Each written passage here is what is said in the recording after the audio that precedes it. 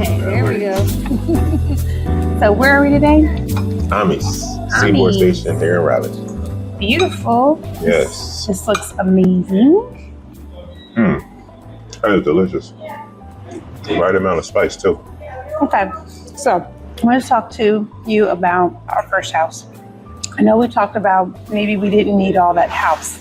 We went straight from an apartment to a 4-bedroom house, and it was just the two of us. Did quarter acre.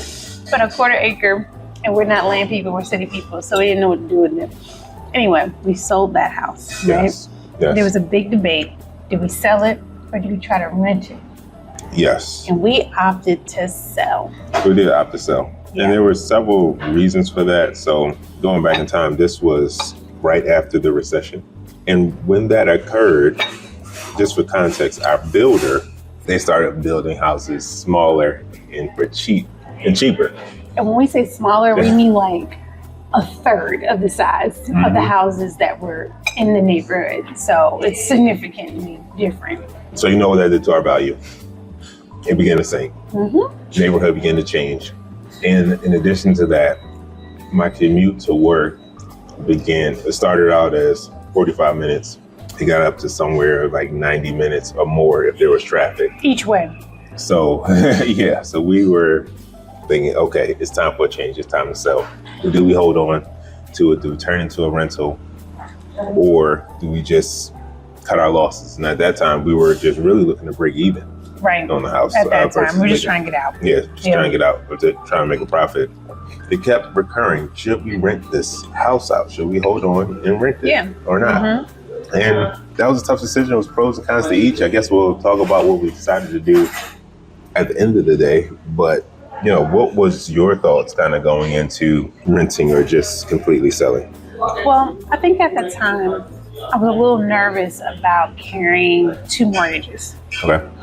I was thinking to myself, you know, even though at the time we were both obviously gainfully employed, you know, climbing the ladder at both our corporate jobs and everything was looking good, I just didn't feel like I wanted the stress of having to think about 2 mortgages.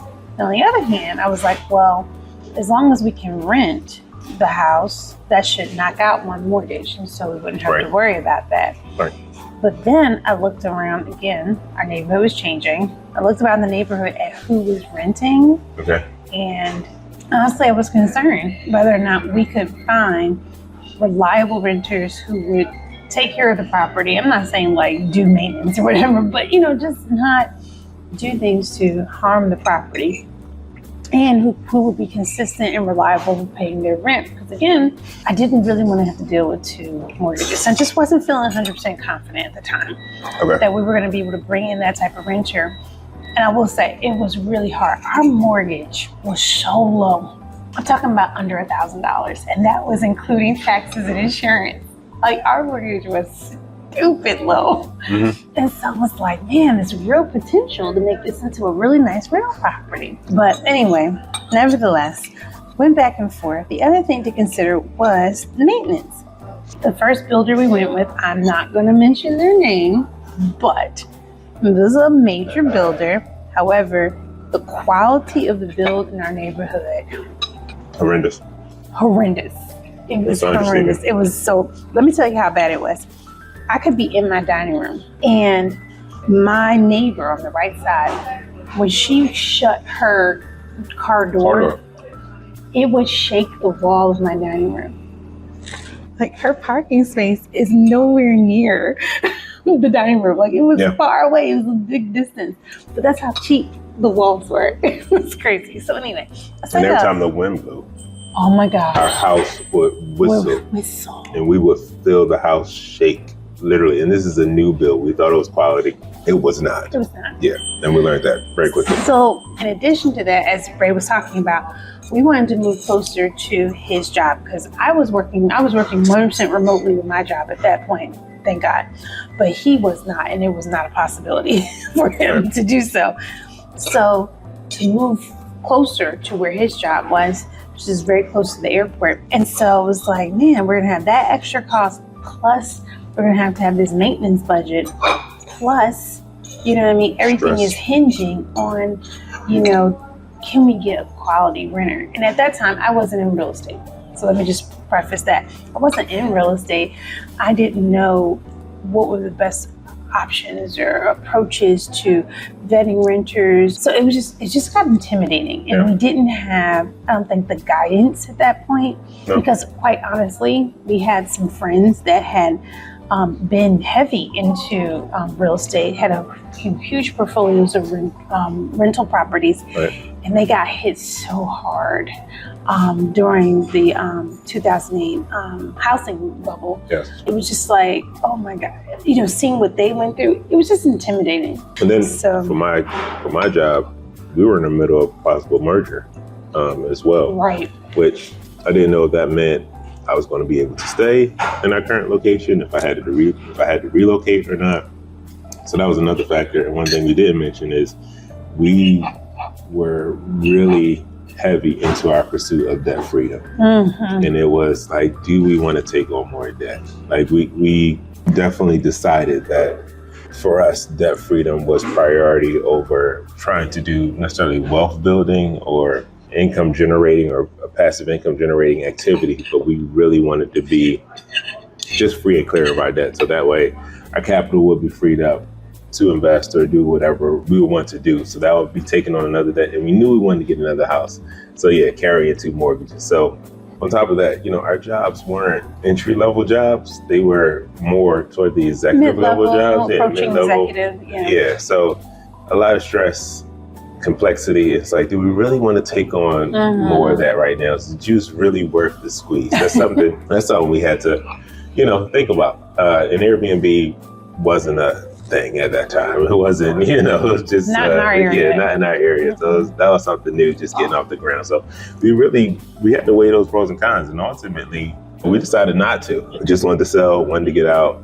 And funny enough, we didn't move directly into another house. Once we sold, we actually moved into an apartment near the area we wanted to live in, just to be able to experience the neighborhood, experience the commute, kind of going eyes wide open, because with the new build that we had, we went in anticipating one thing, but if we could have did it over, we would have moved out there first in an apartment. Absolutely. 3 to 6 months, just to understand the community, understand the commute before we committed. So we were, I wouldn't say gun shy, but just a little bit more wise, cautious about our next investment decision. I mean, moving into an apartment, we felt so much relief and freedom, from maintenance. Overall, the trade-offs worked out in our favor. Like, we had no regrets when we moved into the apartment at that time.